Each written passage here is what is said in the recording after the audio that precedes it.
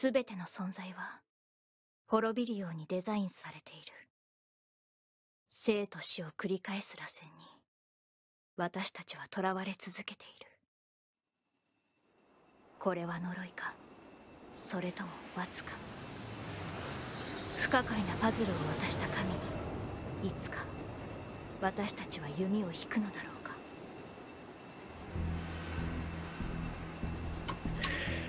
Alright, so there is a problem with Ice's timer here. We do use loadless for this game to make it most fair, but we're just going to continue with the race. That's what we've decided on.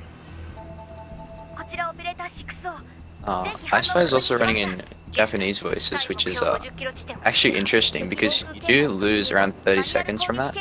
So, I don't know. Probably really won't matter in the end, but I guess we'll see. Yeah, English voices is quicker, and Japanese text is quicker in real time, but typically we use loadless to compare times.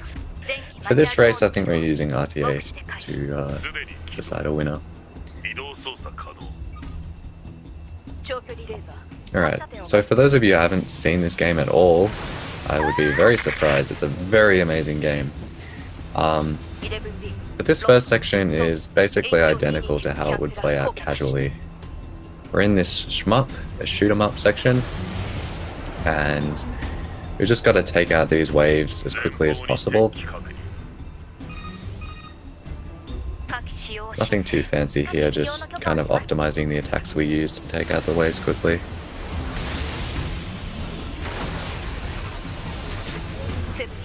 Just a quick little thing, you'll see runners taking damage from the lasers. That is so we can use our, I guess, health pods you could call them. Essentially, what this does is it lets us buff sooner on the first mini-boss that we fight. It saves like really minimal time, but it's just something that, it's like a micro-optimization that we do.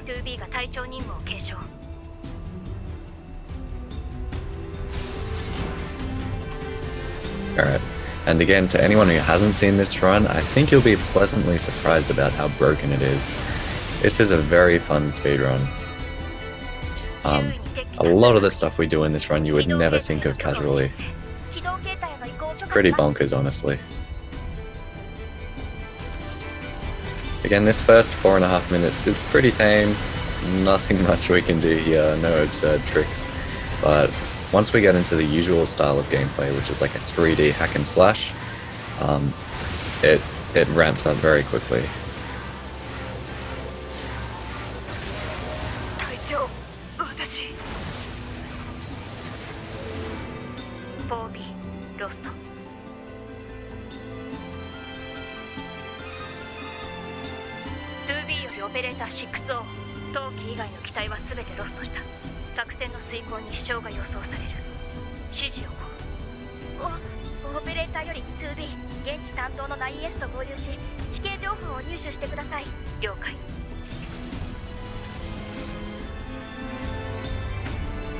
Alright. There's not really much to talk about.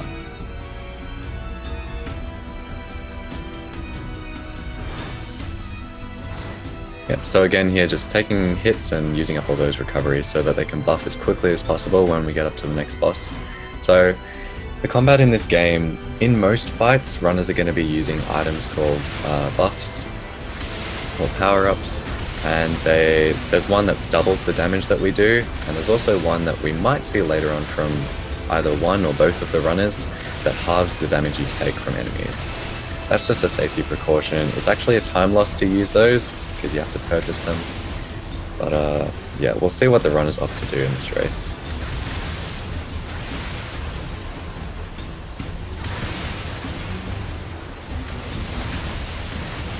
And so at the start of most fights, you'll see the runners using those buffs to gain as much DPS as possible.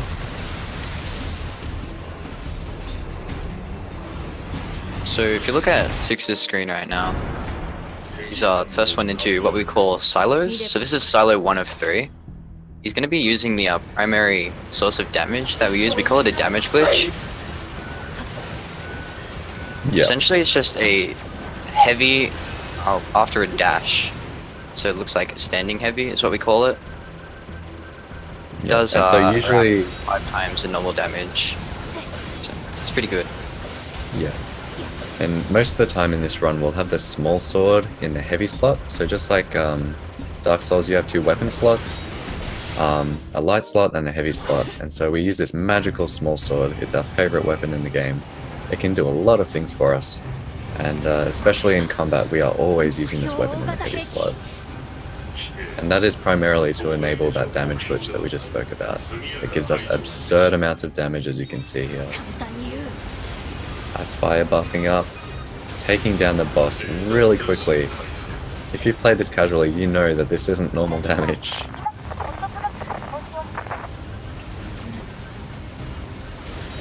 Both runners are pretty neck and neck right now.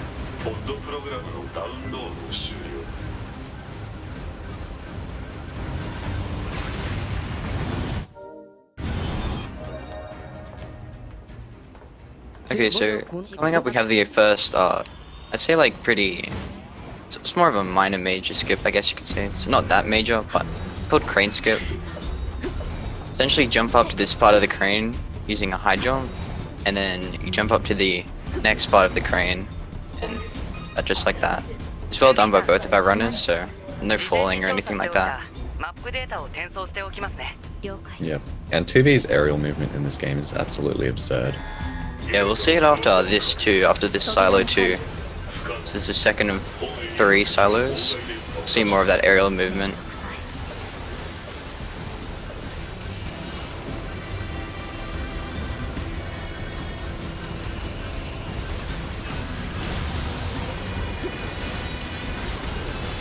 Okay, and the runners are using something here called the pod program, which is like a special ability that you can have equipped to your pod at any given time.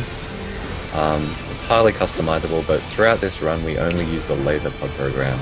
And you would have seen Icefire just there shoot down some of the flyers with his laser.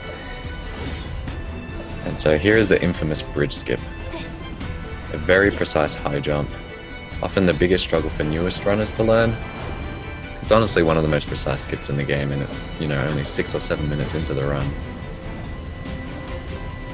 Yeah, some people consider it probably the hardest skip, but both of our runners are going to get it within 2 tries, so it's pretty well done. Here we see on Icefire's screen just more out of bounds. Out of bounds is really prominent in this game. There's a ton of it.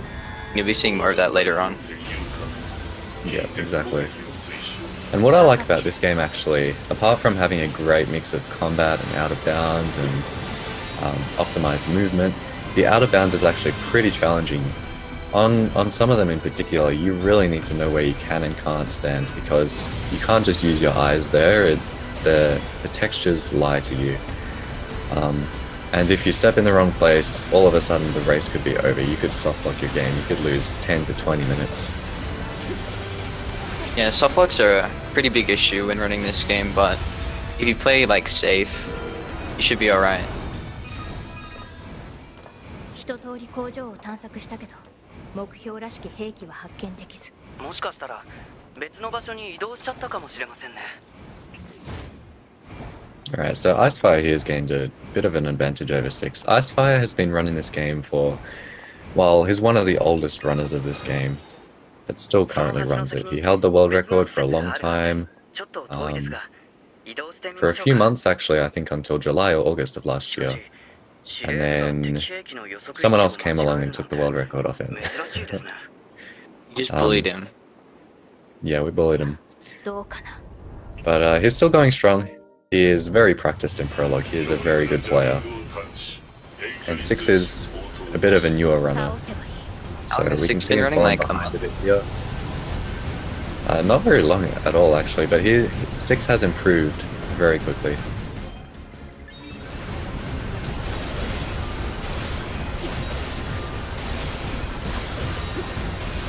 Okay, Icefire having no trouble with Marcus 2.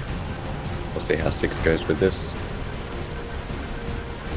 And of course, if you haven't played the game, you might not know, but all the bosses are named after philosophers or influential figures. So this one's Marx, we have Engels, we have Beauvoir, named after Simone Beauvoir. So no issues for either of the runners in Marks 2. No double marks. Yeah, perfect. So, alright, so here's... You wanted to book? Well, here's the boss of the prologue, Engels. He is a friend and a foe. Depending on what he does in his second phase, you can lose up to 23 seconds compared to optimal. And there's nothing you can do about it. It's just based on which attack he chooses. So this attack you see on Icefire screen right now, this is the hammer punches. There's also another attack which is just the straight punches. And these two are fine to get now, but in the next phase, if you see a runner get this, it just really sucks. This phase is just fully timed. You can't speed it up, you can't slow it down.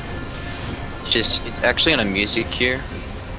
It's like 1 minute 20 or something like that. Yeah, the next phase is where the attacks matter. So pretty much any ranged attack is fine. The clap on Icefire's screen, which you just saw, that's also, it's decent, but the other two melee attacks you don't want. Yeah, exactly. So what does Icefire get here? Yes, Icefire gets a ranged attack. Icefire gets a ranged. So he's going to be losing no time here at all, which is sweet for him. He has a lead right now, and if 6 gets punches, it could be even bigger lead. And Ooh, I think I just cursed him as he gets punches. So that's gonna put Icefire probably like 50 seconds ahead of 6 outside of prologue. 6 is probably not feeling too great right now, but you know, anything could happen. Icefire could get overconfident and soft lock quite a few places in the run where you can just completely throw your lead.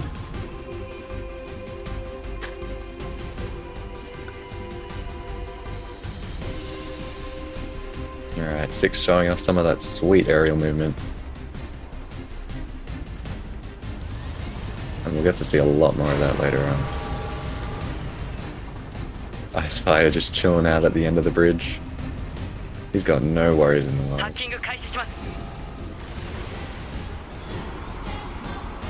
Alright, so this is kind of a intermission phase of Engels.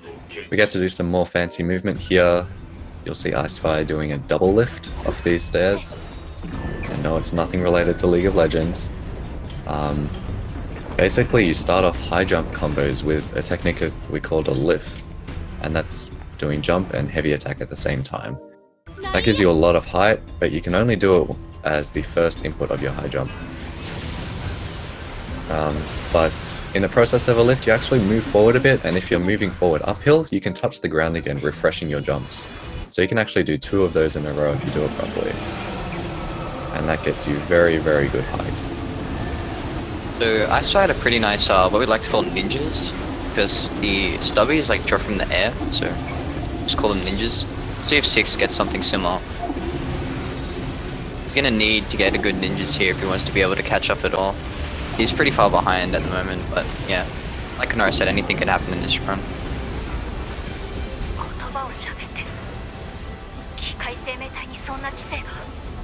Alright, we'll see how 6 goes with these ninjas. Oh, having a bit of trouble with the whirly arms there. Bit of a rough time. Whirly arms, the worst attack ever. It could be worse.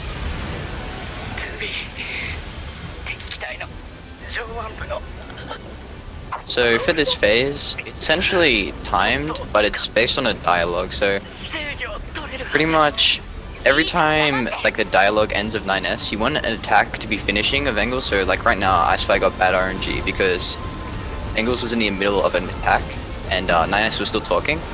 So if you want good RNG, you basically want Engels to finish an attack when 9S finishes talking.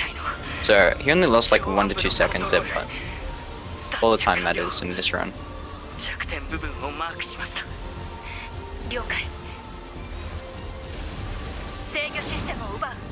解。敵サブユニット侵入。挙動テーブル変更終了。姿勢制御バーニアコントロール。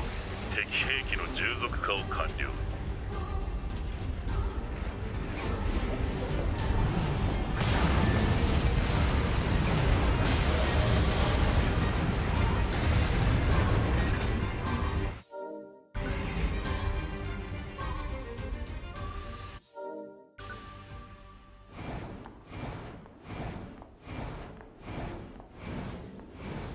Alright, so that's So- prologue over for Icefire. Prologue over Icefire. 6 is just about to finish. Yeah, and soon enough the real game will begin, and we'll start to see some really special things from the developers of this game. So yeah, not much interesting stuff happens in the beginning of the run. Even like right now, we're back in the what we like to call the headquarters, I guess you could say. Call it the bunker. So not much even happens here. We only have to come back here one more time later during the run. So it kind of takes a while for the action to happen, I guess you could say.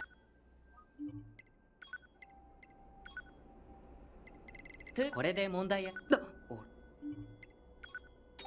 僕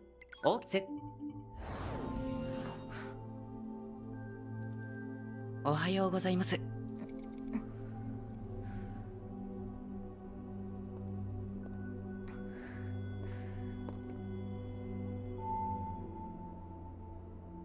これで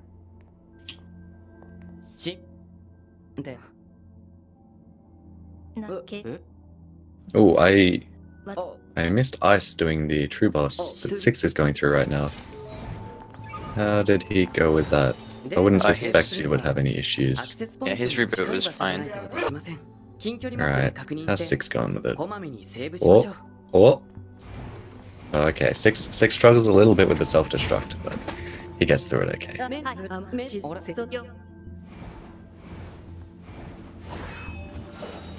地上ってことは飛行ユニットで移動ですね。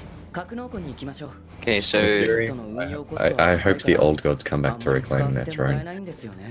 もっと安い機体を生産すればいいのにな。 Yeah, what were you saying, Cersei? I was gonna say, so if we look at Icefire's screen, he's going to be re-entering a flight unit, which we saw at the start of the run. And this is another one of those shmup sections that we're going to be seeing here. So again, this it's one just is- basically taking out the waves as fast as you can to progress. And thankfully this one's a lot shorter than the first one, but it'll be made up for later on with another shmup, our favorite shmup. We'll talk about that more when we get to it.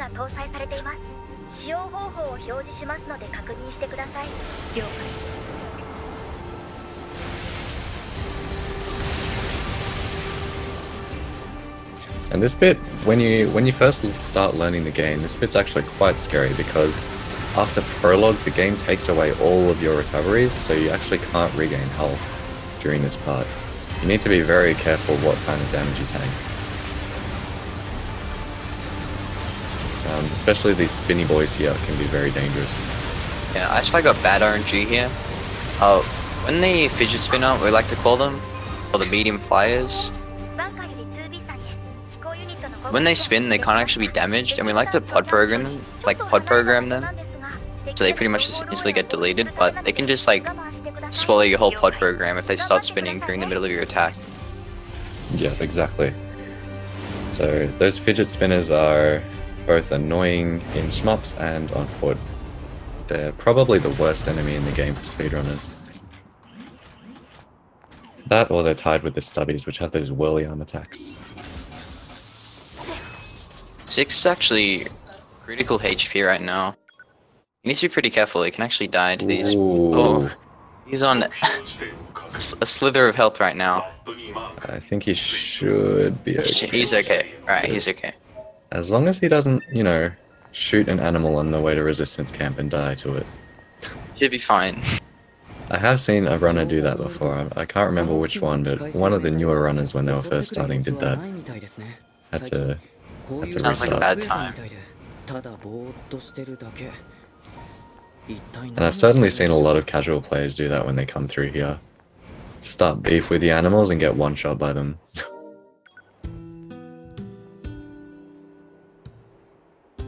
Alright. So Icefire's at the resistance camp now. He is about 40 seconds ahead of 6, I would say. Yeah, about that. 40, maybe 50 seconds ahead. Yeah. Depending how 6's movement goes here.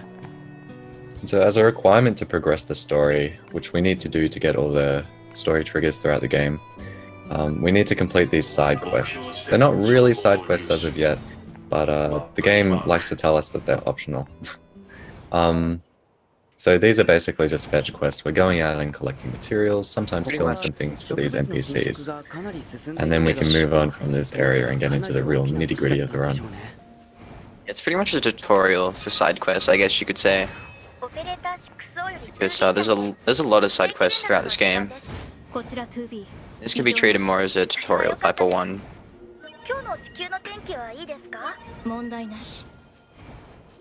Nevertheless, there is a lot of optimization you can do here, including pathing between these item pickups on Icefire's screen. And the movement here on these routes can be a little tricky. You can see Icefire is jumping, pod hovering, plunging. That move at the end there, the plunge, is a very fast form of movement, but obviously it can only be done in mid-air from a height. So whenever possible, when we're coming down from high places, we like to do that. And he's taking out these stubbies very quickly with damage glitches. That was a pretty nice supply trader quest from Icefire there. Yeah.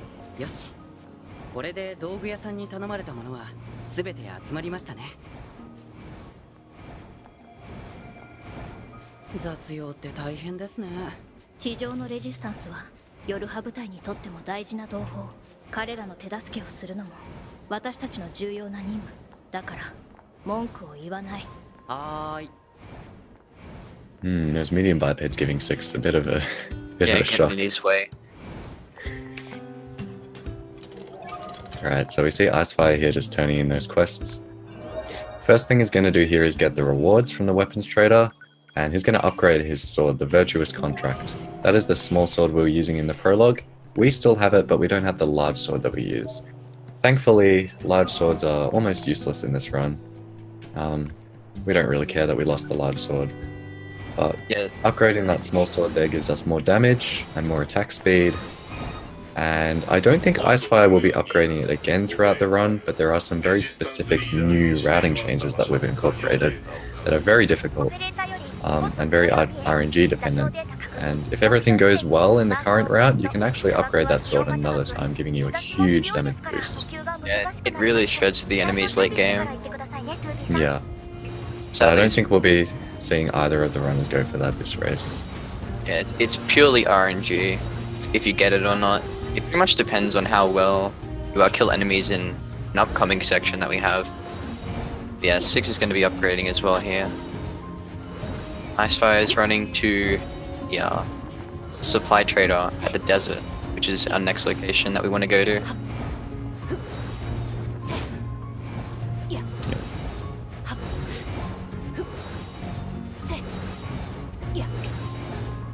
So for the first half of the game, most of the movement between places is just pretty optimized.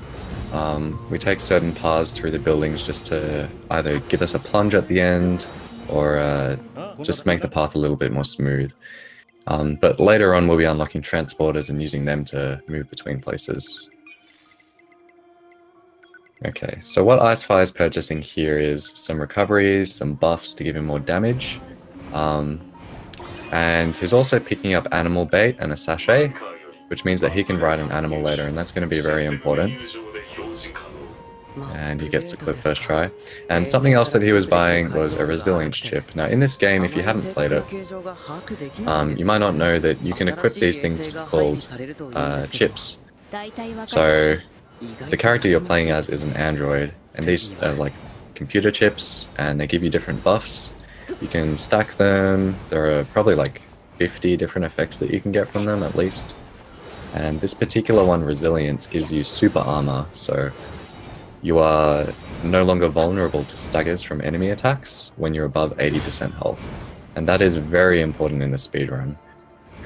It honestly just improves the combat so much. It's horrible running without it. If we see on Icefire's screen, he just did a out of bounds, which we call it like the barricade skip. Essentially, instead of talking to Jackass, which is the girl's name back there if you saw her, we just go through here and then around, and then we also skip a cutscene if you stay out of bounds. I don't know if 6 will go for it. I haven't seen him play recently. Yeah, if you stay out of bounds, you're able to skip a cutscene. It saves like 5 seconds. but it's also pretty hard to do because, like Kanara said earlier, the out of bound in this game is actually pretty hard to pull off. Because you really need to know where you have to go, otherwise you just fall. Yeah, that's exactly right.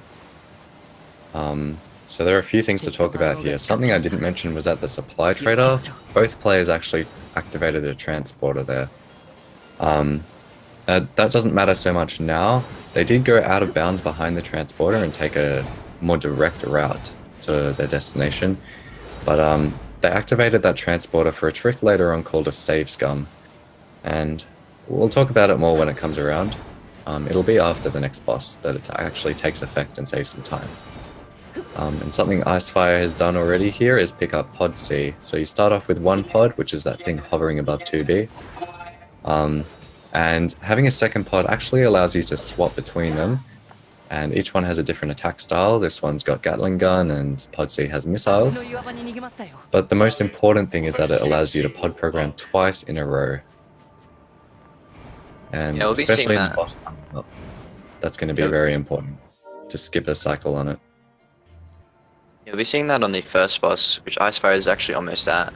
And we'll be seeing it later on in the game during another one of the SMUP sections. Actually, it's used in both of the SMUP sections that are coming up. Yeah.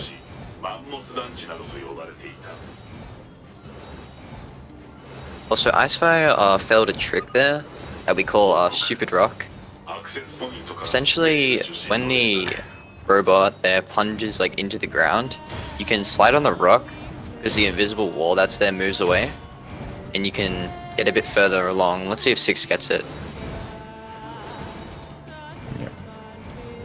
And also Icefire is in this area that Icefire is in is completely out of bounds, and actually it's very scary doing this trick because one bad movement can put you down somewhere you don't want to be and land you on some invisible ground below the arena, and you get stuck there, and it's just a horrible time for everyone. Seems to be going okay right now. Let's see if he goes for platformless. No? Okay, he's playing it kind of safe. Playing it safe. But, no big issues there for Icefire. How did 6 go with that punch? He just ignored it altogether. Oh, okay. It's pretty safe. So yeah, this skip here, called Desert Housing Skip, it saves 40 seconds if you do it properly. Because it pretty much skips 2 mini cutscenes and a lot of like movement. It's a pretty huge skip. And it is one of the more difficult skips. Like a lot of the newer runners actually struggle with this one. And it's really easy to mess up and really easy to soft lock.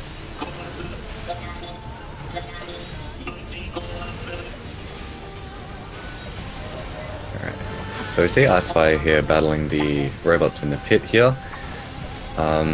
This is a timed fight, so he took out a quest machine, which is very important to take out quickly, and then from that point we're just waiting for dialogue, trying to kill as many machines as possible for experience.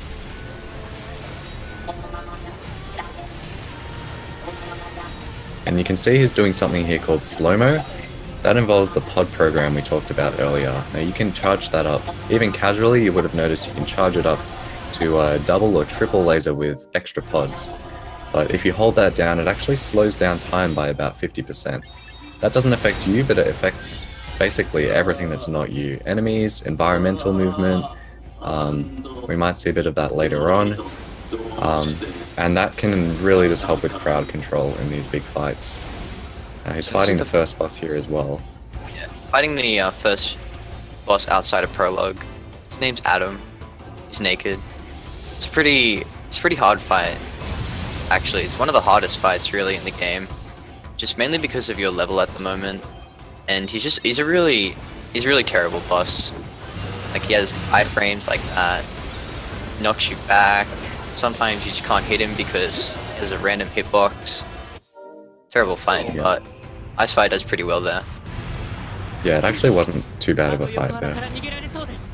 And 6 will be starting that fight again soon.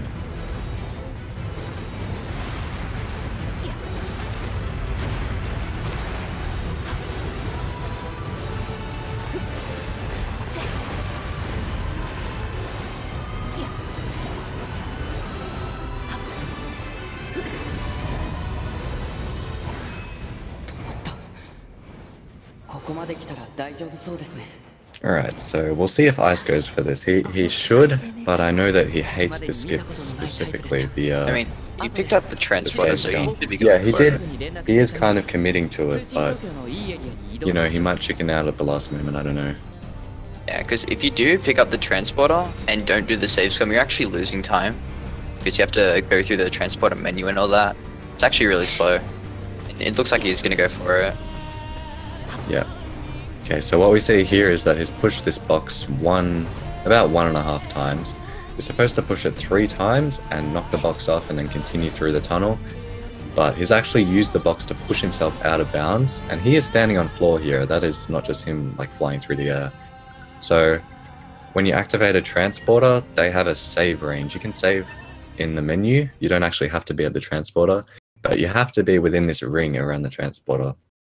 And so he got out of bounds and into that ring, and now he's saving and just instantly loading to teleport to the transporter. That saves, actually I don't know how much time it saves, but you don't have to backtrack to the transporter now. Yeah, and the reason we actually do the clip out in the first place is because we skip some dialogue from 210. Sure, that's her. Yeah, it is. And when there's dialogue, you can't save, so you go out of bounds to be able to get into the ring and be able to save and then transport. And Six also had a good Adam 1 fight. 地上に向かっているヨルハ部隊の数機が連絡を絶った。現在もブラックボックス信号が確認されていることから。And I didn't actually get to see, did Six equip a second sword?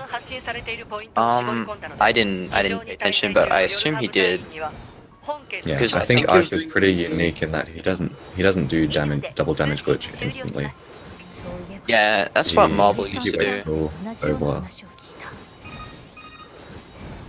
So what we're talking about is that we have this single damage glitch which amplifies your damage by 5 compared to the normal version of the attack. You can equip the same small sword on the other set in the heavy slot, and so you have 2 identical weapon sets with the small sword on the heavy slot of each one. And so if you do that, you can throw out a damage glitch and then swap to the other set, throw out another damage glitch, and you can actually have 2 times 5 swords spinning together at once. Yeah, so you get Hitting a lot of enemy damage. absurd amounts of damage. And Six is gonna void out here. Anyway, if you look at Icefire screen, he's doing a what we call, well, I guess it's amusement park cutscene.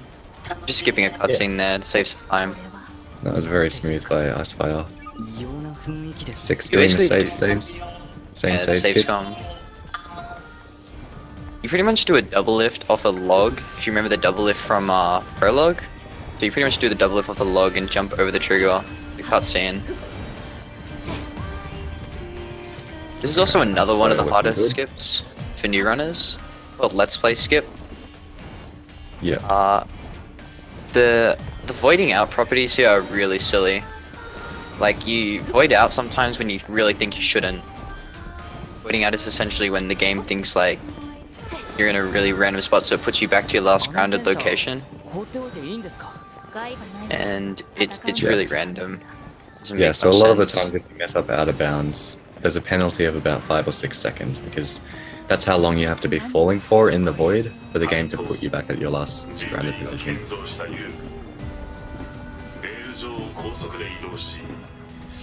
And now Ice is, well, we could say a lot about the roller coaster. This thing has been involved in one of the biggest reroutes of recent history in this game. But it is a very challenging and complex skip, and we're still trying to understand it. Actually, every day we're finding out new things about the triggers on this roller coaster.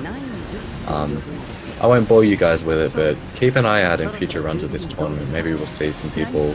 Actually, I think we already saw. Yeah, if you caught the run last night, Quest Decker, he did it, and it's pretty swag. Yeah, it's a very complex roller coaster trick, and if you mess it up, you can lose a lot of time. Basically allows you to go pick up a spear and use faster movement for the rest of the run, at almost no time penalty.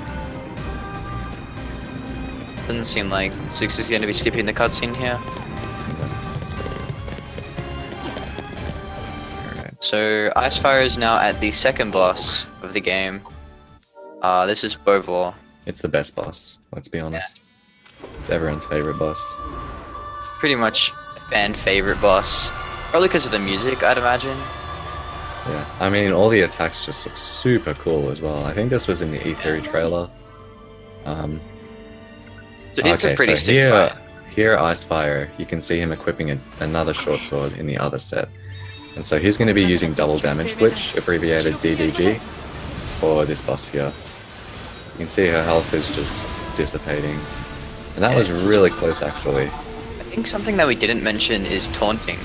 I think we didn't mention taunting. Yeah, we haven't mentioned taunting yet. So, as well as all these other things we're doing, like buffing and damage glitch and slow-mo to amplify our DPS against enemies, you can also spam your flashlight at enemies. And once you do it enough, they get really angry, they get red, the steam's coming out of their head, and they actually take, I think it's 1.5 times the damage. They take But on a top deal. of that, yeah, they deal back to you 1.5 times the damage. So it is a bit of risk versus reward there. アンドロイドの死体を再利用して攻撃してきてる。 Yeah, if you're not Okay, careful well- later on in the game, you can just get ブ killed ラックボックス信号が確認されて if you います taunt enemies. You can go down very quickly. すぐに終わらせる。 And within this best boss here, you see Ice playing probably the worst part of this boss. Well, definitely the worst part of this boss, maybe the worst boss fight in the entire game. These androids can very easily hack into you, and you have to go through a whole little hacking minigame we see here. Ice unfortunately got hacked there. Got hacked twice. Loses Unfortunately. about 5 seconds. Oh, he got hacked 敵 again? のハッキングパターン Dang. の解析が進みました Yeah.僕は相手に We see that it's pretty much RNG whether they shoot out those hacking waves or not. I'm pretty sure it's on a timer, but I haven't really tested, to be honest. Yeah, it's always seemed kind of random when I fought them. Sometimes I get hacked 3 times, sometimes none. Like, if you go too fast, you get hacked, but if you go too slow, you get hacked. It just doesn't really make much sense. But here we see Icefire is going to kill Bobor now. He's going to be doing a self-destruct. I think this is just, like, random, but we're going to be using this later for a death warp later on. Death warp is, obviously, you die to warp to another location, ね and we want to be at 1 HP for that. 何？ And that's exactly what self-destruct does. えなんだか不思議なことを言ってましたまるで Or rather, we want to be in critical 意 health. 識なんかない。そう言ったのは You might use a small recovery here defense. そうですね Yeah, exactly.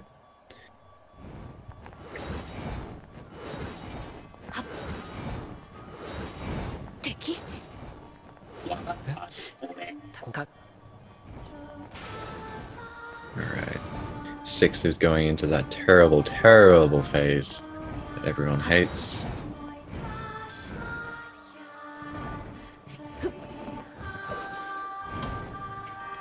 Ooh, using a bit of swag laser Laser there. strats.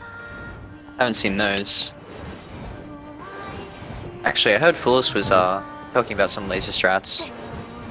Yeah, I think Mytherium might have done it a few times, but I'm not too sure. Or the Pod C strats. Really random stuff. But yeah, 6 doesn't get hacked there, so he makes up some time on Icefire. どうして機械生命体やそれを使 Not much, but it is time. バンカーを直接攻撃しないんだろう。もともと宇宙から来てるはずなのに。その原因についてはいろんな議論がされているんですけど Alright. 結論は出てな On いです Icefire screen, we just, for the past 30 seconds or so, we've just seen some standard flat ground movement. At first in this game, it's quicker to chain dashes rather than sprinting, but then as you upgrade the level of your sword, its attack speed increases, and so it's faster to actually dash and then do a running heavy swing. And that's what we call dash swinging. And you'll see that throughout the whole run. If you use the new updated route, you get the spear and you use something called spear dashing. It's incredibly fast. Also a bit difficult to watch and listen to. It's also But difficult to thankfully keep we're good not at. doing that in this race.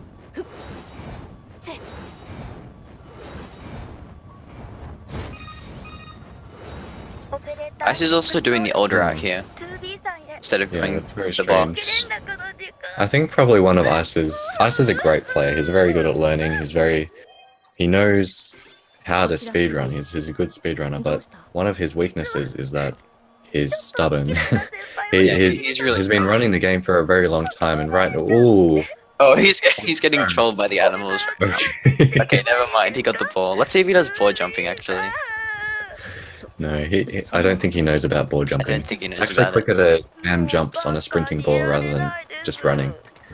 But yeah, as I was saying, one of Ice's weaknesses is that I don't think he keeps up to date on stuff. He's just half of the strats he uses and half of the pathing is from the old route. Yeah, a lot of the back when buys he he was champ. だから 2B さん以上通信終了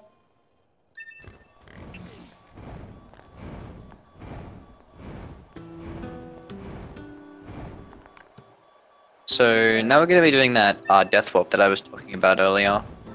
So essentially, the reason we get the animal here and the animal bait and the sachet at the start of the run is to do this right here. It's actually like, I think, barely faster to like dash swing instead of get on an animal, but it makes a death warp incredibly faster, so it's worth it in the end.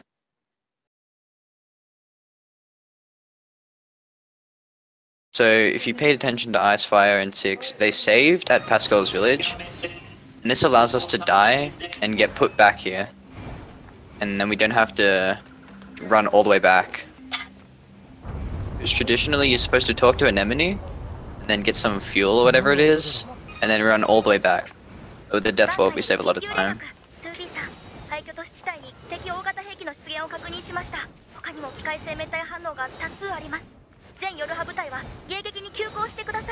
Alright, so Icefire following roughly the same path as we saw just now, but he's now going to City Engels. So that Engels boss we saw in Prologue, there are now 2 of them and they're invading the city. We gotta go stop them, but thankfully we only need to kill 1 of them for the story to progress. So that's handy.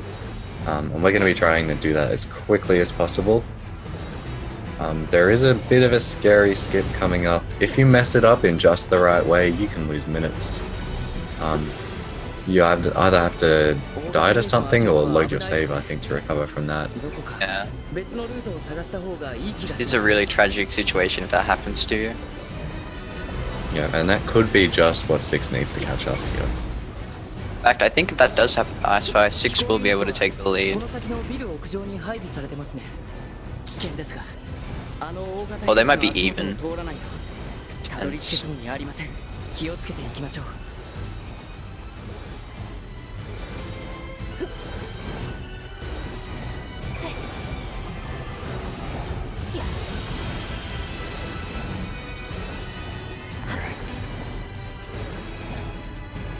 So, you're supposed to fight Engels here on this rooftop, face to face. And there are actually invisible walls on the sides of the arena that stop you from leaving.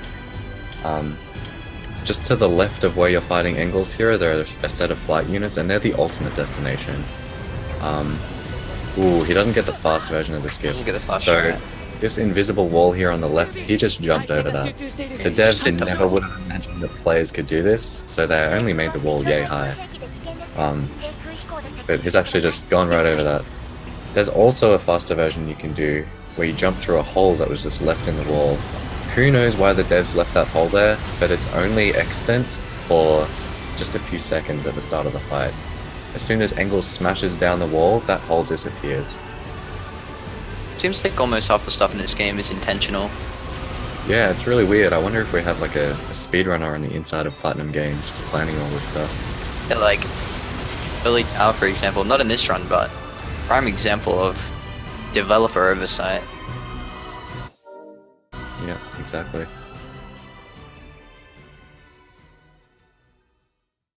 So something we should point out there is that Icefire used a double pod program there. So he has 2 pods. He picked up one in the desert, if you remember. So he's just gone pod program with pod A, pod program with pod B, and he stood right in Engels' face and just bursted him down. Because Engels has a huge hitbox, and if you position just right, it can soak up all the bullets from the spray that the pod program does. And there's another place we use that too, I believe.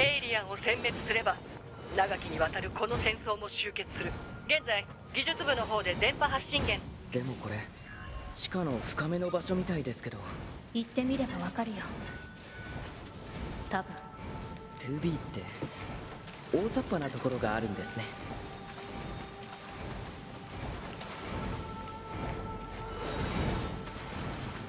Ooh, also, Icefire, you might have heard a dialogue on Icefire's stream. He just cut that off by moving quickly to the next destination. Even as a casual player, you might have been able to trigger this glitch. We call it a Skype glitch. So, every time the player gets a call from an NPC, there's a little ring ring at the start and end of the call.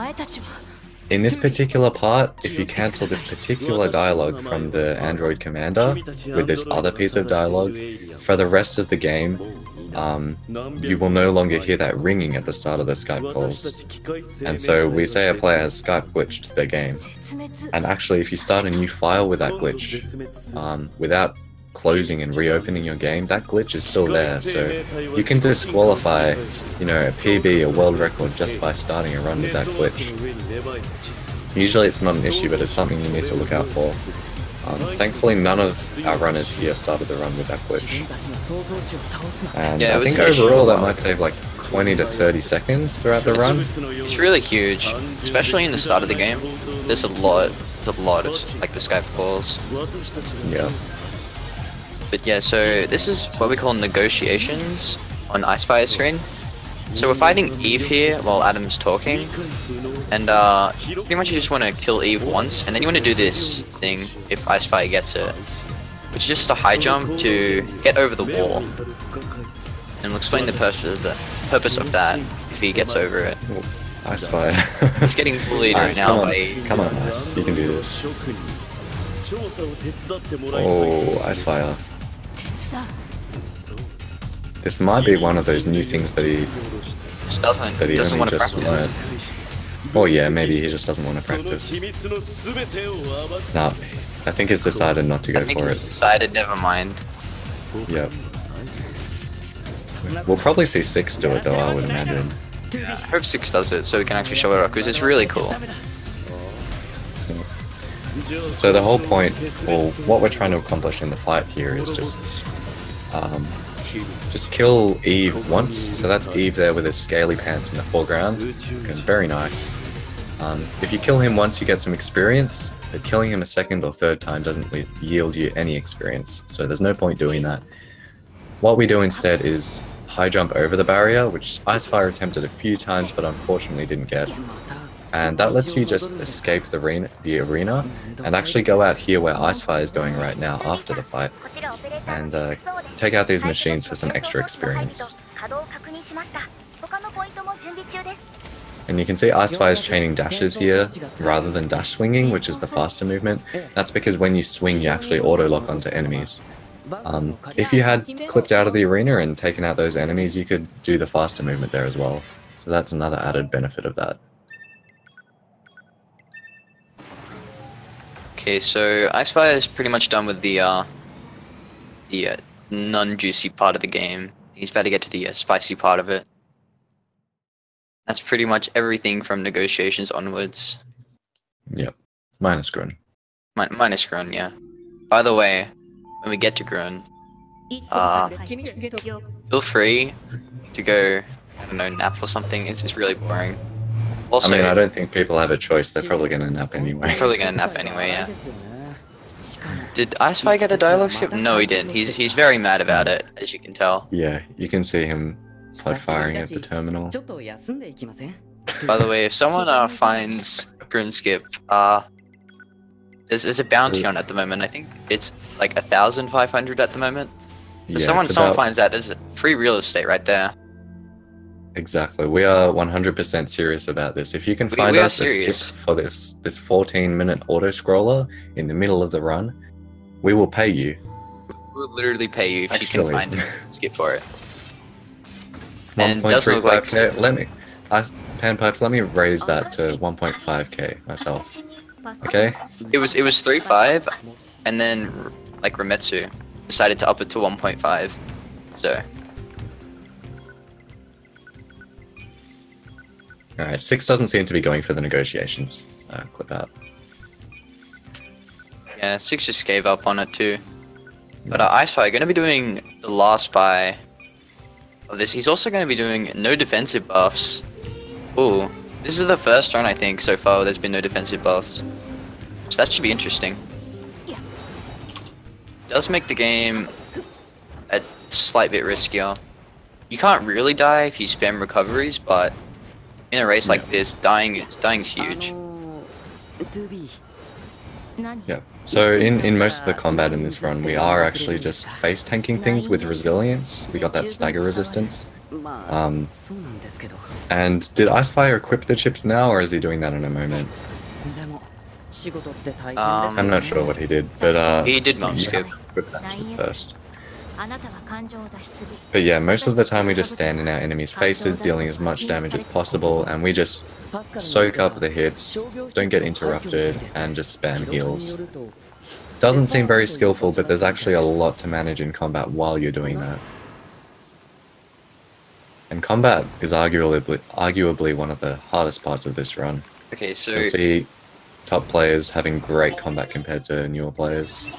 On Icefire screen there, you just saw something that he didn't pull off in the bunker, and that's a call a partner dialogue skip, something like that.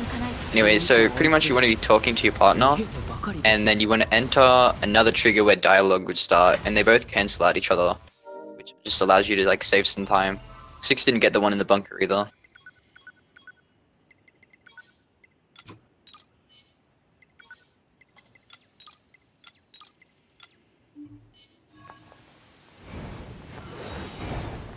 Ooh, did you see what chips Icefire had there? Yeah, he equipped resilience and 2 crit plus zeros. Ah, okay. Yep. So pretty average. Yeah, that's about average RNG for Icefire there. The He also crits in did this SD. game. The crits in this game deal 5 times the damage of a normal hit, actually.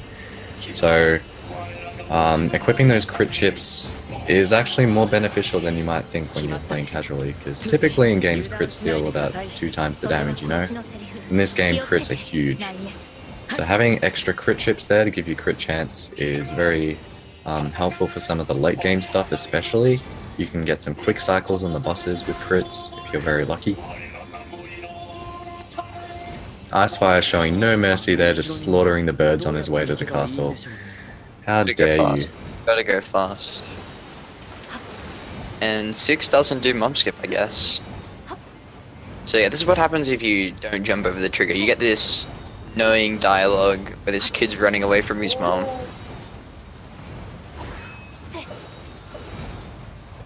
I also don't think Icefire knows Rainbow Road, so... Let's see what he does. Yeah, Icefire's... So there are 2 options here. You can do Mario Kart, which we see Icefire doing. And I think 6 will probably do Mario Kart as well. Yeah. Mario Kart was the skip that runners have done here since the dawn of time, I think. It's one of the older skips, yeah. It's one of... Pretty sure it's one of the OG skips. Yeah. And it works by...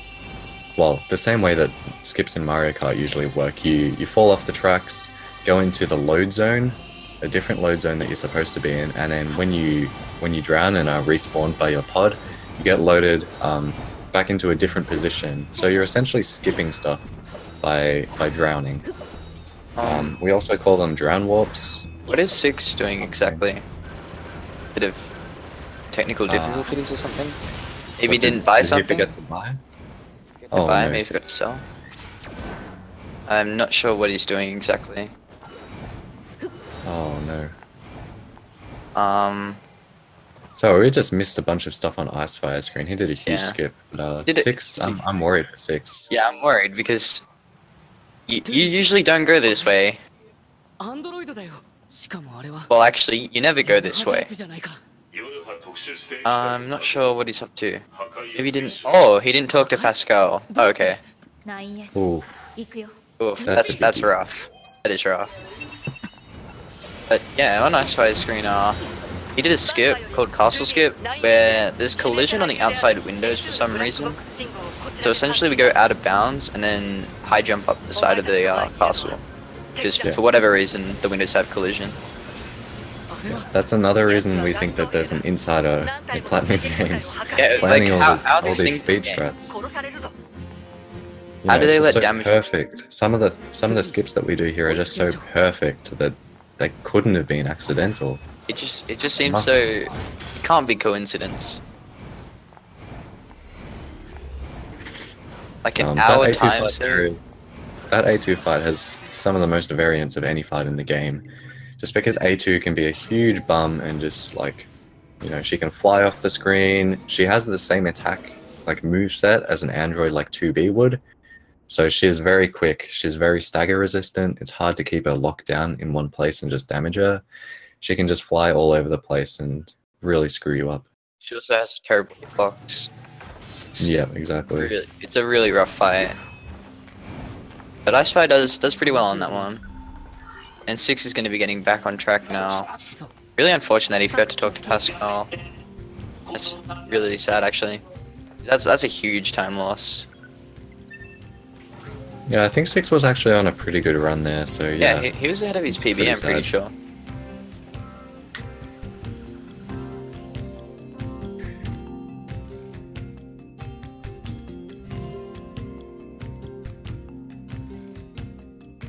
Icefire coming up to the most boring part of the game, by far. Literally, I think there's no runner that likes this. Please find a skip for it. We've tried everything. Talk to Maki. He's given up.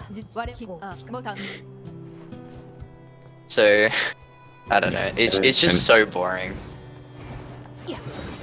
I mean, it's not entirely boring. There are little fights here and there where you can save or lose time. And there's the traveling bit to it. There's this skip here. But the actual grunt fight where we just have Oh, that to was- work the dialogue. Was that a Ooh. straight plunge? Yeah, that I was think that was a straight plunge. Oh, that was rough. Poor Icefire. Just had a little mishap there with 2B's turning animations interfering with his movement. Yeah, so the idea of this skip is that we plunge down to a trigger and we hit it because this flooded city discovery is a required trigger, and then we plunge down here to the shore fight. Saves like 20 seconds or something. It's pretty big. Yeah. And this is another skip just like Mario Kart, where you go into the drown zone of another area and get teleported there, skipping a whole bunch of movement. That whole thing that he was just doing was out of bounds, obviously. Ooh. Ice is having a bit of a rough time with the fidget Ice spinner, having I think. a rough shore fight. This looks like my shore fights, but he does get you spin it down eventually, so I guess it's fine. I get that was salvaged in the end. Yeah.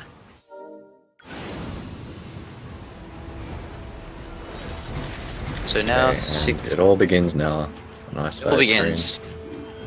He's getting in that flight unit. He's not coming back for another 14, 15 minutes. I feel like Icefire is just sighing right now because the main reason he doesn't run this game is literally because of this boss.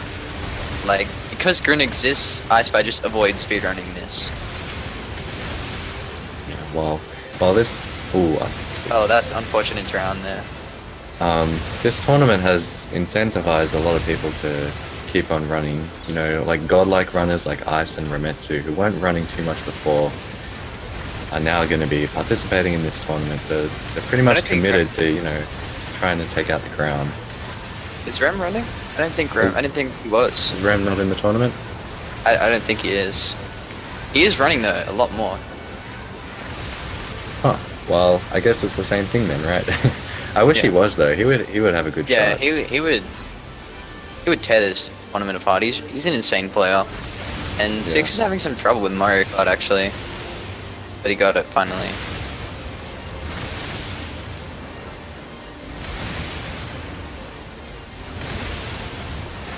Okay, so yeah, Rem didn't join. And Kasern also didn't join the tournament. Yeah, I don't Kasern think, didn't join which either. is unfortunate. Kasern has been second place in this game for the longest time, and he's actually really scary. Yeah, and then No, Marvel I've- blocked him. Yeah. I've put like 1,000 hours into this game now. Actually, just recently I hit 1,000, and Kasern is at like, Yeah, he's at like I don't know how many 480 hours. or something. Yeah, and he is scarily good. for how little time really is put into the game. He's been like the only contestant for world record for a long time. And it's just a shame that I think like IRL stuff just are more important. Yeah. He has been running though, because he did get bopped. Of course, we have a few contenders coming up as well. Really scary people. Marvel has gotten so much better recently. Marvel and chat here. Broken some skill wall. He's just Yeah. insane at the game now. Also, Fudge Cow, one of the newer runners, is improving like insanely fast. Exactly. He's going to be As some of the soon fastest as, improvement I think we've seen. as soon as I saw Fudge Cow, the DS3 legend, was coming to learn this game, I'm shaking in my boots. It's He's got sad this. that like runners like Dado and Sheng aren't running as much. They're also insane players. Are they in the tournament? I know Dado is. Is Sheng in the tournament?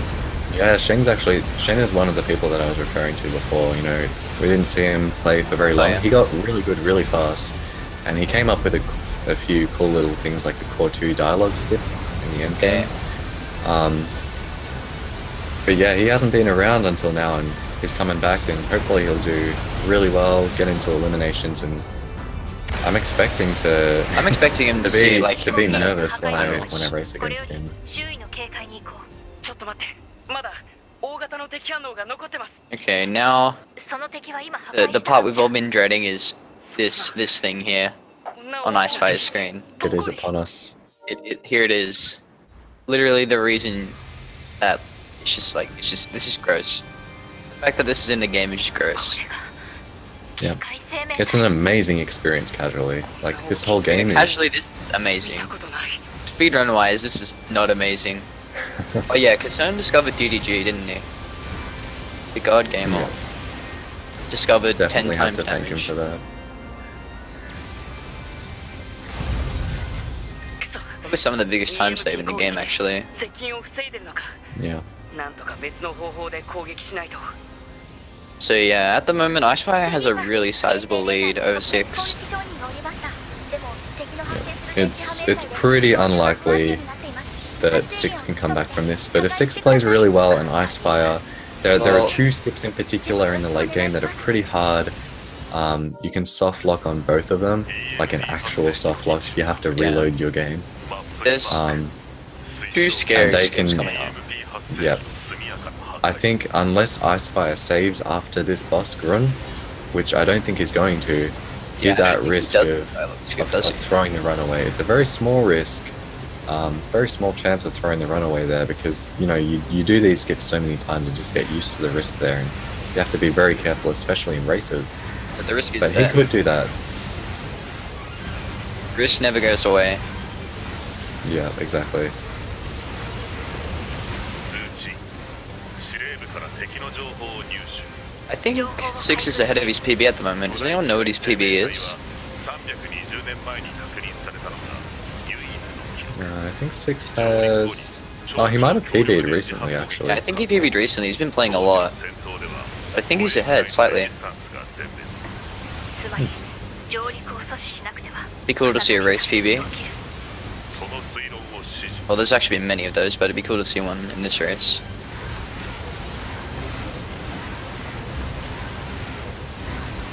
Right. And 40 of course, the reason why we don't like this run boss, you can see here, it's just no matter how quickly you take out these waves, the boss always progresses at the same speed. The only things that matter are these golden glowing core things here, these EMP generators, and you have to take them out pretty quickly. There's also a bit of RNG involved here. I think even if you play them perfectly, sometimes they just don't Yeah. spin to the correct positions where they're You get vulnerable. some what we call troll cycles, where Yeah, like you have Icefire just got a pretty bad one. yeah, you get a pretty bad one there. But we'll see if he gets one. No, but pretty much sometimes you can have like 2 destroyed and you need 2 left, and they can just like keep spinning, and they just won't stop on the right one. But he has a pretty decent core one. Also, 9S can be really troll here and like take your experience, because these cores give a ton of experience. And if he last hits them, he can just take all of that, because when your ally gets kills, he gets it like experience there's just zero experience. So you need to really make sure you get the kills. Yeah, exactly. And for some reason, your ally still levels up with you. Like if you get kills, they get experience. But Ninus is just so greedy and doesn't give you any experience. And yeah, actually, he doesn't get any experience either. He just kind of throws it away.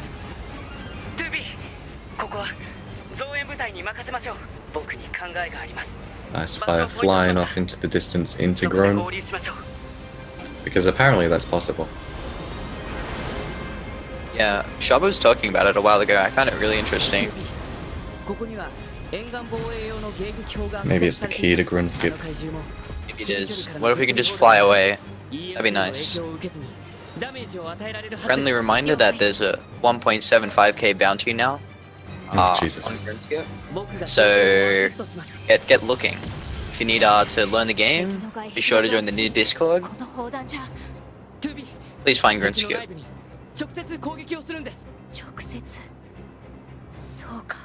Alright, this rail cannon, oh sorry, mortar, what do we call this thing again? It's like something. It's something really dumb. But yeah, you can get a zero cycle here. Maybe it's a mortar cannon? I don't know. But you need to fire these orbs into Grun's mouth. You need to fire 3 of them. And if you shoot fast enough, you can do 3 in like 1 cycle. If you're not, then Grun will close his mouth, and then you have to wait for it to open back up again. You lose about 10 seconds from it.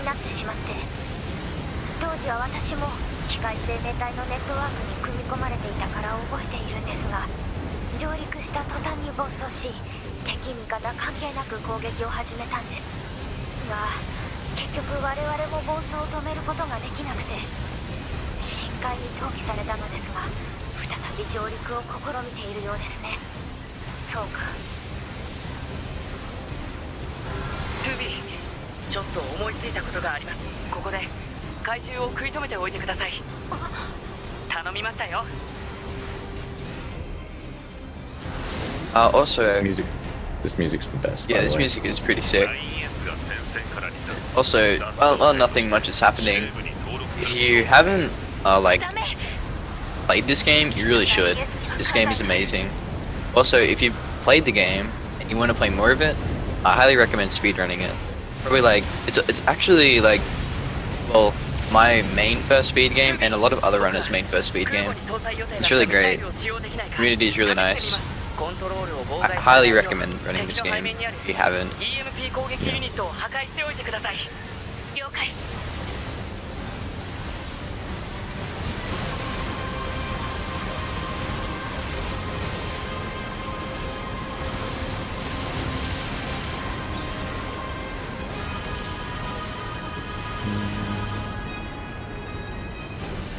Yep, exactly what Force is saying.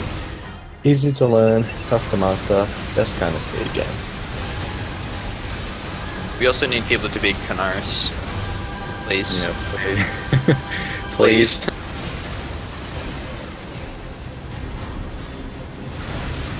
Yeah, but I'll be looking forward to Fudge Cow and Blue Metal, both improving their times really quickly right now.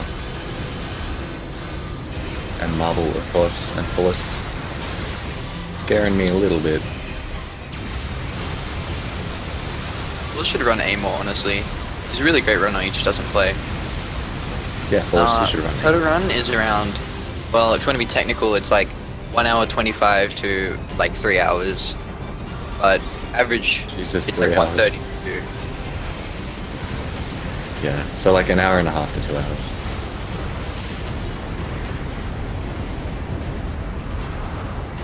In this case, it'll probably be what, 1 hour 34-ish to 1 hour 40 in this kind of race.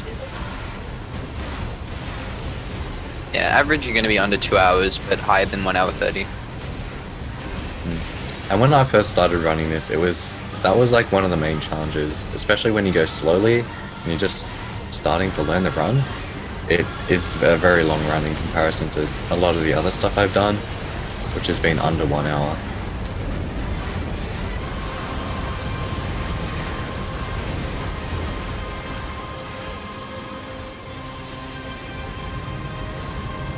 Yeah, a lot of people consider this game a pretty long speed game actually, which surprises me.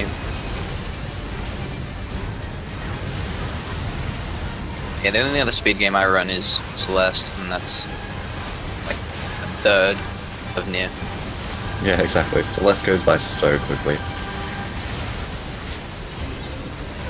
Also a great game if you haven't played it.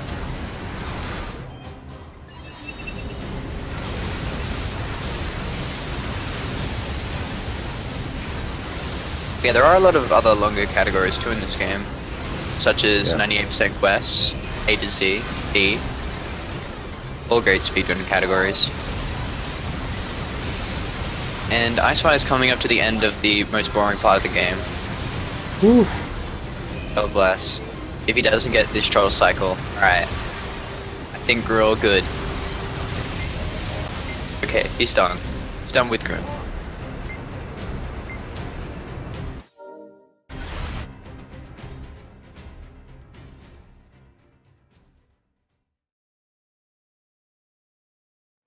Alright, so from here on out is the end game.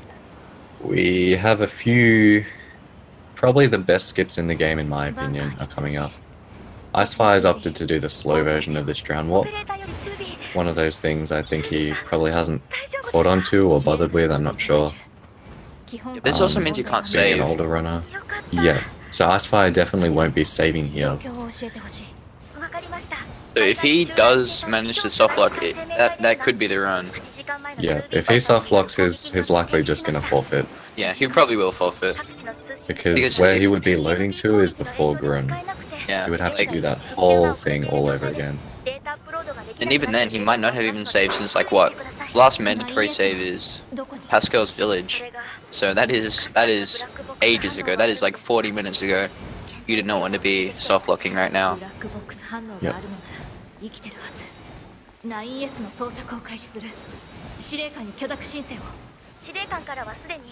And Icefire is going for his good old trusty version 1 of this copied city clip. Stubborn, Where- by the way. Sorry? He's stubborn.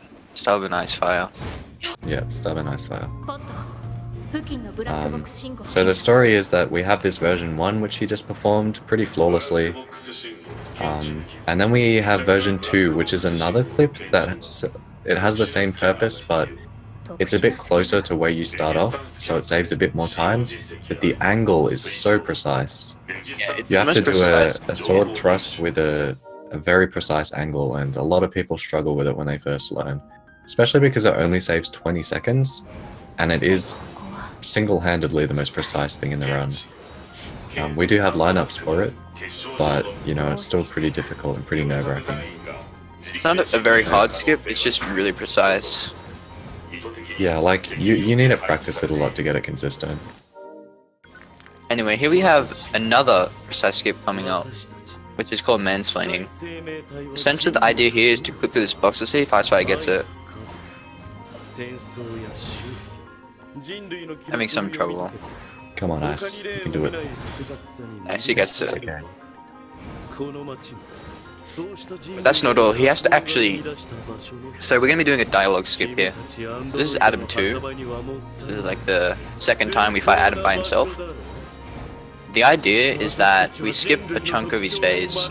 Because this whole phase is just dialogue, so you have to wait it out. But if we're able to skip it, it saves a huge amount of time. So the idea here is we open this elevator, and then when it opens, we step into it like that, step out, and then Pod will say something like, continue search for 9S, or something like that. And as you can see, Adam's dialogue finishes, and we just skip the phase. Yeah, saves like 40 seconds to a minute. Can't remember exactly how much, but I think it's 40 seconds, it's perfect. that elevator is where you can soft lock. If you get stuck in there and the doors close behind you, it skips the dialogue, you unload copied city, it finishes the phase, and you get teleported to an unloaded copied city to fight Adam as he's doing right now. Except there's no floor, so you and There's Adam, no Adam. you just fall continuously forever. And you really don't want to do that in a race. Oh, Especially Icefire without saving practicing before copied city. mansplaining during on mansplaining. Essentially, you have to wait for Adam to finish talking, then you have to damage him after his dialogue. So, you have time to do whatever. Sal, please. South please. This is probably my favorite music in the game. Well, actually, no. My favorite's entering Copy City. That's probably my favorite. And Icefire actually gets a really nice Adam 2 fight. Alright, I'll just explain the dialogue skip here. We'll see if Icefire actually goes for it. Okay, He does. let's go and safe version. Safe So you can strat. see he spoke to that NPC there and then walked, and it seems pretty pointless, but he actually just cancelled a huge bit of dialogue from the commander. And that means he can shop here, buy skill salves, and we'll explain what those do in a bit, and then he can interact with the mail here and start the dialogue for the next bit, and then head on his way over to the factory. So those, it's pretty important. It's a bit of a time save there, even if you don't pick up the skill salves. But what's really important is that he got those skill salves, and we'll be using them on the final boss. So those are like the offensive and defensive buffs we've been using throughout the whole run, except these ones decrease the cooldown of your pod program. And on phase 3 of the final boss, it's very important to have a minimized pod program cooldown, because then you can just spam lasers at him and do a lot more damage than otherwise. Okay, Icefire doing movement here. Going to Deep Factory, if you remember the factory from the beginning of the game. We didn't see much of it because we skipped most of it. We're going back there now. And 6 is also done with Grunt, so let's see if he does V2, so we can show off V2.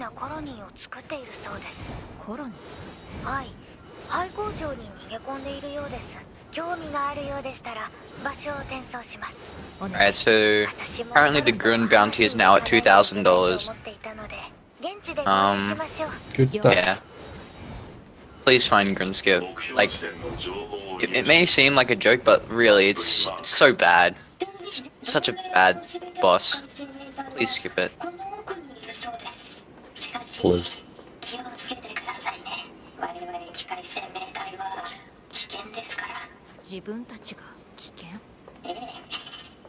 Icefire on the right is coming up to this factory section here.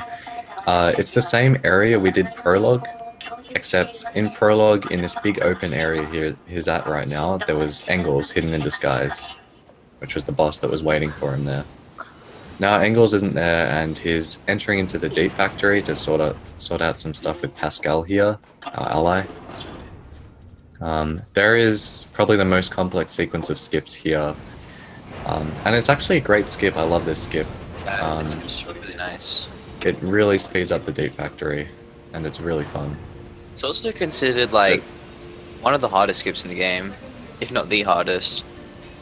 Yeah, a lot of the hard stuff is late game. I'm just going to watch 6 here. He's going for V2, which is the very precise lineup, and sword thrust into the wall. Oh, come on.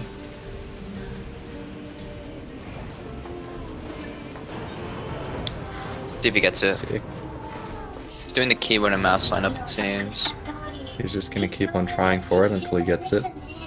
There he goes. Nice job. So yeah, that's V2. It's slightly faster. It's just like 4 to 5 seconds over V1. Yeah, if you get it first try. Yeah. Now, while 6 is on his way down to Copied City, which Icefire's already been at, Icefire is heading into Deep Factory. I'll go ahead and explain what's going to happen here. I won't explain everything because it is a bit complex and in-depth, but basically, there's going to be a group fight here. I think Icefire will opt not to do the fight, and he'll clip out and void out to despawn all the enemies. And so the game is checking for when a certain number of the enemies are dead or missing. And when they are missing, it'll call the elevator down and you'll be able to open that to progress to the next section. So that's the first component here. Ooh, it actually looks like he'll be opting to fight the mooks. So the trade-off there is that you get to kill a bunch of them, get more experience, and maybe hit level 20 by the end of the run, which gives you a bit of bonus DPS on the final boss over being level 19. 廃工場跡地で適正機械生命体と遭遇。 And in a moment, he'll get the call for the elevator. There it is. Okay, so this original room we call the Mook's room is really elevated.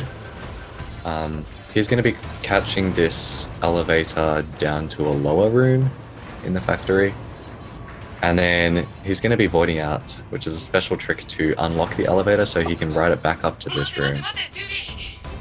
Bit of dialogue here. And then we'll see how he goes about this. Pod launch method. Trying the pod launch method. Probably my favorite one. He does There are like 5 or 6 different ways you can clip out of There's this a room. ton of ways to get out of here. I'm surprised he didn't do V1 or V2. I'm surprised he's actually caught up with V3. Yeah. So he can get back in now thanks to voiding out there.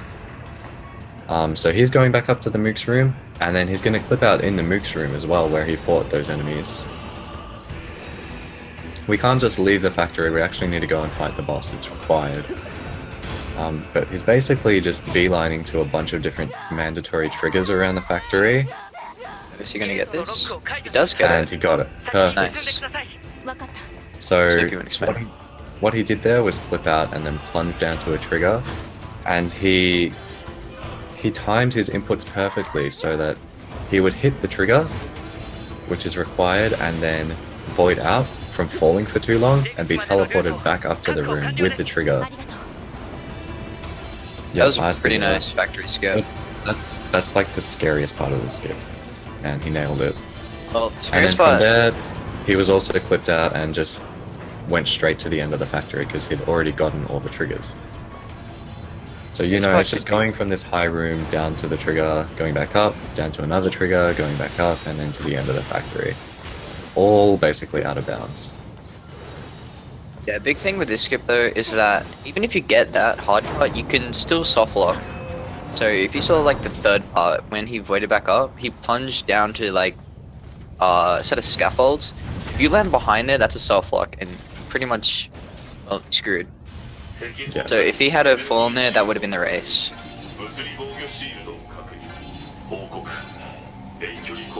So I think that's the end of our soft locking warriors with ice. He's probably got this one in the bag. Is there anything He's else soft that locked could? this too. Oh yeah, you can soft lock on this fight. That lava down there isn't actually lava, it's just floor with a texture over the top. And if you fall down there, you can't get out. Yeah, essentially we like do a high jump up onto this bridge and we get stuck up there. And the idea is that we just sit up here and wait for Soshi because you can't damage him for around like minute 40 or something. It's a pretty huge time. But yeah, if you go too high and land on top of the bridge, you can actually just fall down and you get soft locked down there. The pit of shame. Yep. 電源状況停止させました。トゥービー Okay, so while Ice is in this boss fight here, taking Soshi down very quickly. Really good RNG on attacks actually. Never mind, he got the tail. Yeah. He had good RNG. Still a pretty solid Soshi fight. While that's happening, Six is on his way into the factory. It doesn't seem like too much of a difference between them proximity-wise, but there is a lot of waiting you have to do in Deep Factory. Yeah, Ice is probably about 5 minutes ahead at the moment. Yeah. I mean, Bokushi still couldn't spawn, so you never know with this race. Yeah. Okay. I'm expecting Ice. I think Ice sold his minimap chip. He's probably not going for Shabu Skip. I'm actually not sure Ice knows what Shabu Skip is, but there's just Probably a small doesn't. time to do here by clipping out. Not a lot of people are doing it in runs because it is quite precise. It's a really hard clip. It's actually pretty easy with the spear. Quote Canaris. So, Yeah, but we see both runners here haven't gone for the new spear route, which is very difficult. yeah, the game is slower in Japanese by about 30 seconds, and in negotiations it only saves 5 seconds with English. I think Fog timed it or something, right? Yeah, I'm not sure. I just always run in Japanese because I like having fast runs in real time. Alright, you might have noticed or remembered that Icefire went through that area that we also went through in Prologue. It's the exact same clip that he just used. It's a slight bit different where you have to jump because you actually auto-lock onto the enemies, but it's not that big of a deal. 断る Yeah. 私はレジスタンスキャンプに行くパスカルはどうする Ice is coming up to the boss rush of the game, I like to call it. It's essentially what it means in the name, ton of bosses. We have this movement part first. And you can't use the transporters here because basically the whole city ruins is going into mayhem. The machines are flaring up in their activity, there are lots of them, they're going crazy. And they're actually eating people. Yeah, Monka angry S. boys. Yeah. So yeah, transporters are off the books. Just gotta optimize your movement, you know? You actually watch the cutscene here that Icefire is coming up to. You will see like machines eating people. It's pretty disturbing, but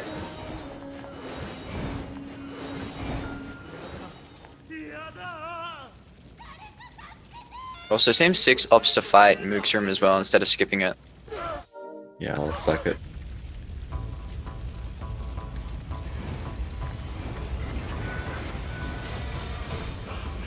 Nice with some clever use of slow-mo there to stop the machines that he's running through attacking him.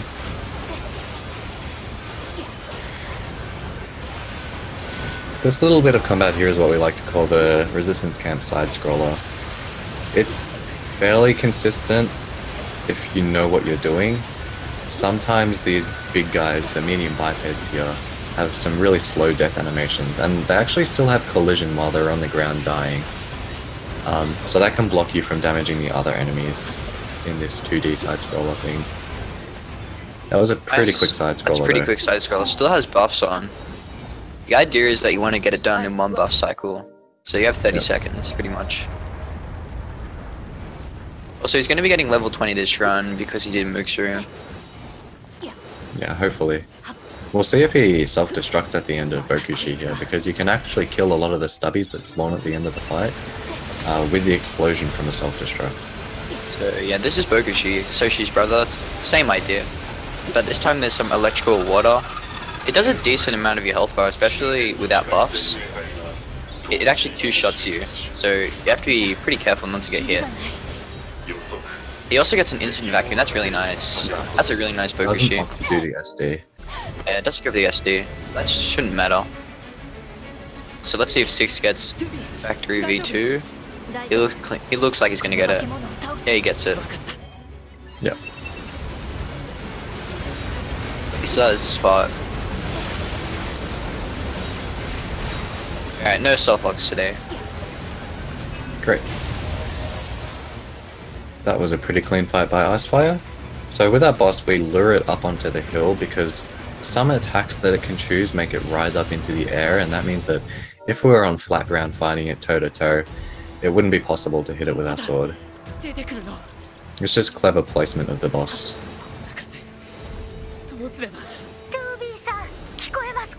Tubi-san. I wonder what Tubi's like sounds like in our Japanese when she walks up here. Well, I guess we won't know. She like swears here or whatever.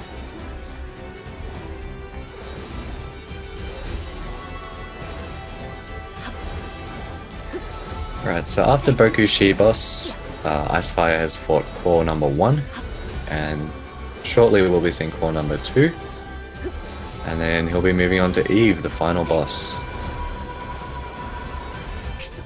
Keep in mind this is only the A route of the game, and especially casually, this isn't the whole game, this is just a tiny bit of the game. There's so much more to it. It's like not even a third of the game. Yeah, exactly. So if you haven't played this game casually, I do highly recommend it. It's been on sale a lot recently actually, half price. So you can probably wait for that and grab it.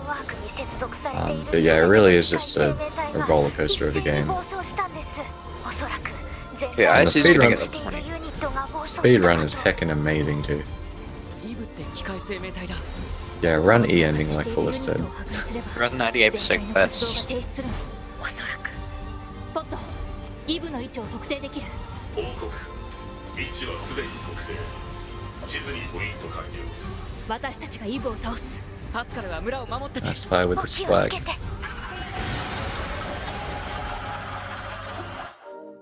Alright. Here's Eve. He is a very angry boy. Very, very mad at the moment. This fight is split up into 4 phases. Phase 1 is just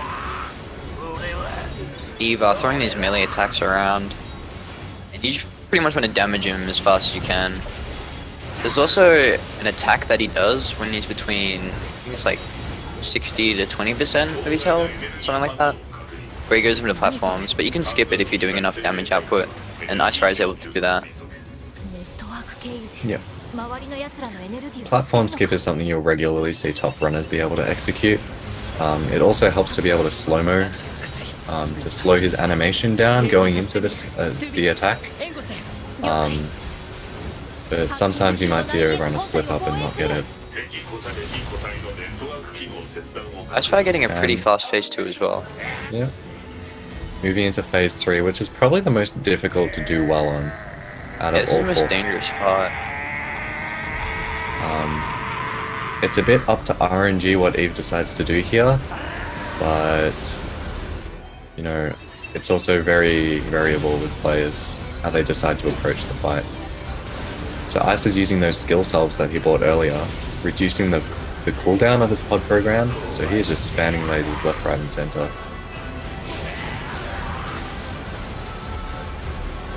Something you can do here is pod launch into Eve and melee attack him, and then laser him between the pod launches. That can really boost your DPS. Slightly risky though, especially for Icefire right now, because he has no defensive buffs. That is true. Yeah, You do have to be two- right on top of your heels. Yeah, because 2 of those orbs that Eve fires out while he's taunted will 2-shot you. So you can just instantly die. And this is phase 4. Ice Now is actually everything, having a good fight. yeah, everything that the player was able to do here is disabled except for pod firing, locking on, taunting, and just moving around. That is pretty good RNG. That is great RNG. That is for a Ice. great fight for Ice. So that's the end of A for Ice. So what Yeah. time is? He finished that up really nicely. That was a really solid round. Yep. The run ends with standing here for 30 seconds waiting for the cutscene to start, and then we stop time on the cutscene. Great job, Icefire. Okay. I think that was sub 131. Let's.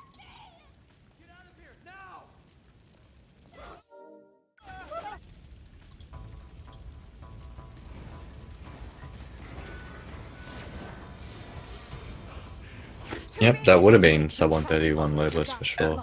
That was around 133 RTA. Really solid run.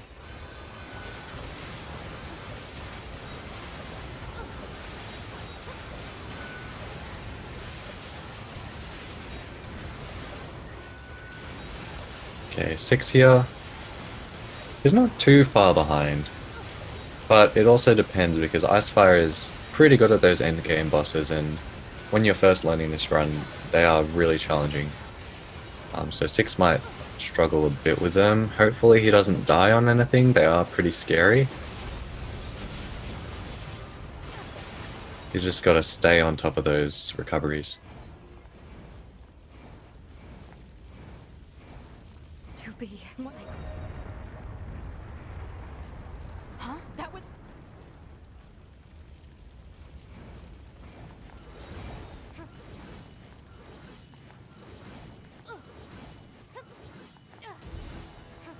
Okay, 6 is coming up to what Icefire was doing. Spokushi.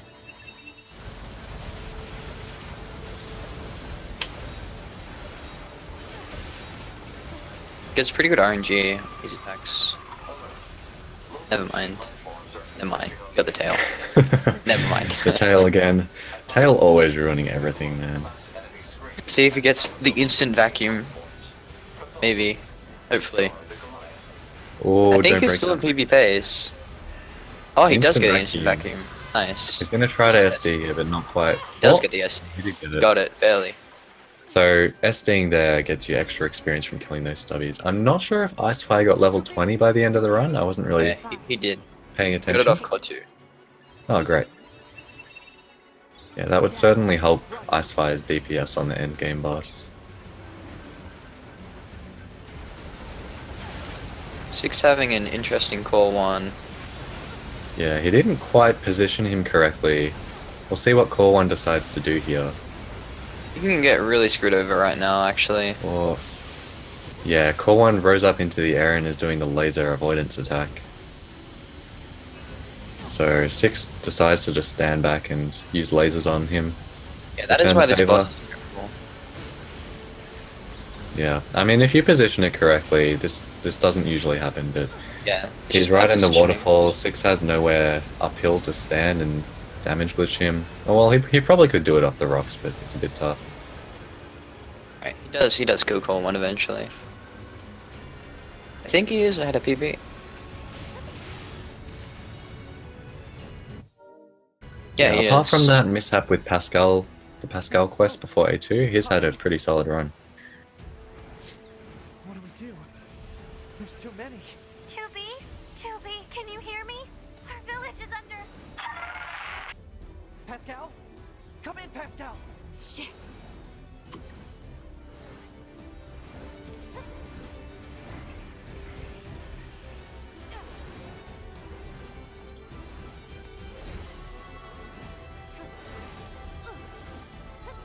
Yeah, 6 currently on pace for a sub 140. I still don't know what his PB is. Probably about 140. Exactly. Damn it! They're here too! Yeah, well, we have 6's PB recorded as a 148.19 at the start of this tournament, but I think he has PB'd since then. Yeah, he definitely has. He's been playing a ton. There's only so much we can do.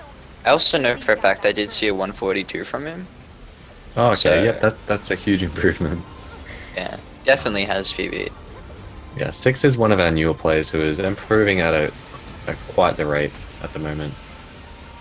Having a bit of a rough Core 2 fight at the moment though. Hopefully he gets no Fool's Fence. Okay, he doesn't.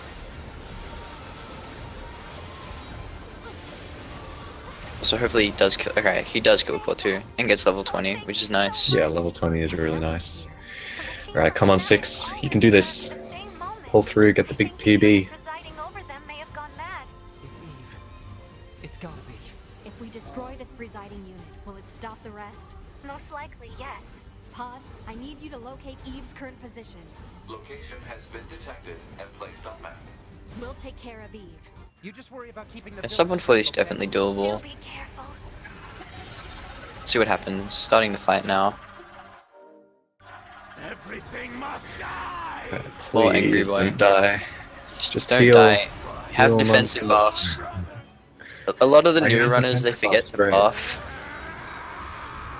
Okay. Just don't forget you to shouldn't buff. die. And please skip platforms. Heal, skip platforms, just don't die. Okay. Okay, he's gonna skip platforms. Okay, okay. Perfect. Good stuff. Good phase one. stuff. Good phase one. Alert. Massive energy signature detected. What is it? The energy seems to be coming from a Yeah, he is still attacking Eve here, something you shouldn't really be doing unless you're trying to go for the skip. I'm not sure whether he's actually going for it because to get this skip on this phase 2 here, which is where 9S hacks him instantly, you actually need to do a special technique called DDG, which is what he's already doing, plus slow-mo. You kind of intertwine the slow-mo technique with the DDG, which is a lot tougher Pretty than tough. it sounds. Yep. You can't weapon swap while you're slow mowing. It's just it's really rough if you haven't practiced it. But yeah, he gets pretty solid phase 2 and phase 1. Now just don't die here. Scary part.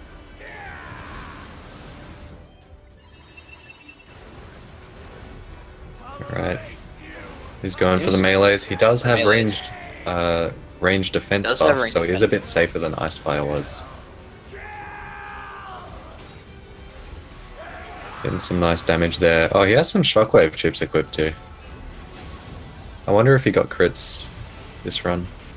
Nah, he only got shockwaves, I'm pretty sure. Oh, okay. Also, an advantage with using melee attacks is that the pod launch can actually stagger Eve. So you can just cancel his attacks. Yeah, you can reliably stagger this boss. Every time he stops moving around and does an attack, or tells you that he's going to do an attack by saying a voice line, you can just pod launch into him and stop the attack and wail on him. Yeah, and you can do that every time too. Yeah, this boss is really fun with 9S. Because you can just stagger him infinitely. Yeah, so 9S has the same damage glitch that 2B has, except he does it in midair, and he has to do it in midair. So it's quite a different style of gameplay with 9S. 6, come on, don't die. Oh boy. Use your buffs, please. Okay, he's buffing. Good.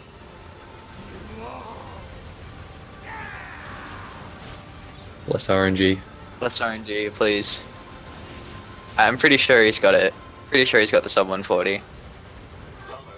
Alright, nice, he has. That's gonna be a... Oh, just over 139. Yeah, it's gonna be like a 139.10. That's pretty solid round. I'm gonna go with 139.08. Alright, I'll go 139. Wait, 2. I guess 6 is done. Hello, hello. Oh, 6 has joined the call. He's already joined. Speedy. 6, my man, how you feeling? Was that a PB? It was a PB. I knew it. Yes, nice job, dude. I'm a little disappointed because I got a bit carried away, as you can at Pascal's village, and forgot to actually trigger the dialogue. So I lost about 2 minutes there. Ah, Props to you for continuing on playing, even when that would have tilted me, to be honest. Well, believe it or not, I was still ahead, because at that point, my splits were 2 minutes ahead of my record, so I was pretty much even at that point, so I just figured might as well go ahead. Yeah, exactly. And you pulled through, and you had a pretty good run aside from that. Yeah, you got a sub 4. That was really well played, man. Yeah, happy I finally got it. GG, Ice. Yeah. Yep. And Icefire is also here. I'm just really curious, Ice, what was going through your head when you had to start Grun? I haven't played it in like 6 months. Because I know you hate Grun. So yeah, I do. I haven't practiced it at all for the tourney. I practiced other parts of the game and just skipped Grun. So I literally haven't played it for like 4 months, and what was going through my mind was I hope I remember how to do this. Yeah.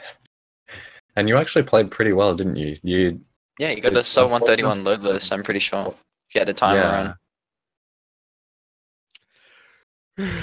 Yeah. Yes. So auto splitter started. Yeah, the auto splitter didn't start for you, but I think that would have been a PB for you. 4 month rust PB. Oh well. Yeah, I mean, if you just go and play more, you'd probably PB, get sub 130, get sub 128, get world record. Maybe you should do that. Well, I have to play more now because I got more matches to do. I should have thrown it. That's what I should have done. What was your time overall, Ice? I don't know. He's always put it at the start, but it was around like a 130.50 loadless. Okay. Yeah, not much I could have done about that then. Yeah. It's a pretty solid round. It's a top 10 time. Yeah, but for both of you, you both played really well.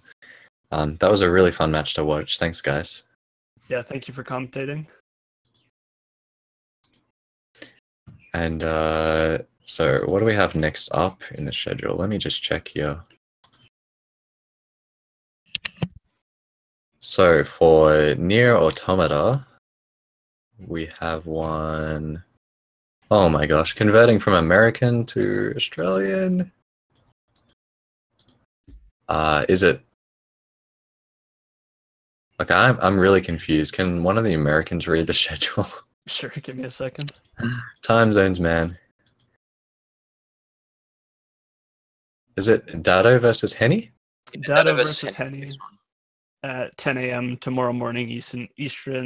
So 10 that's a.m. in roughly 10 hours from now. 12 Right. hours. Okay, and that's going to be over on Or Speed yeah, Gaming no, too. 10 hours. Jesus.